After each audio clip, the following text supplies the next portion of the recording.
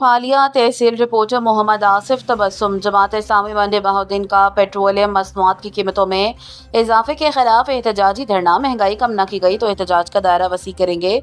अमीर जमात इस्लामी पाकिस्तान हाफिज नईम रहमान की अपील पर मुल्क भर की तरह मंडी बहाउद्दीन में भी पेट्रोलियम मसनूआत की बढ़ती हुई कीमतों के खिलाफ मेन सड़क किंग रोड चौक पर एहतजाजी धरना। मुजाहिरीन ने किंग रोड चौक को चारों तरफ से बंद कर दिया।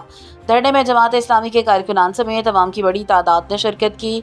शरका ने हाथों में एहतजाजी कतबे और बैनर्स उठा रखे थे। हुकूमत की मौशी पॉलिसियों के खिलाफ शदीद नारेबाजी की। इसी मौके पर जमात इस्लामी जिला मंडी बहाउद्दीन के जनरल सेक्रेटरी सियासी कमेटी मोहम्मद यूसुफ भट्ट, अमीर जमात इस्लामी जिला मंडी बहाउद्दीन मियां अब्दुल रऊफ एडवोकेट और दीगर कायदीन ने खिताब करते हुए कहा, फॉर्म 47 की हुकूमत ने गरीब अवाम की जिंदगी अजीरन बना दी है। पेट्रोलियम मसनूआत, बिजली और दीगर जरूरी अशियाए जिंदगी की मुसलसल बढ़ती हुई कीमतों ने आम आदमी से रोजगार और 2 वक्त की रोटी का हुसूल भी मुश्किल बना दिया है।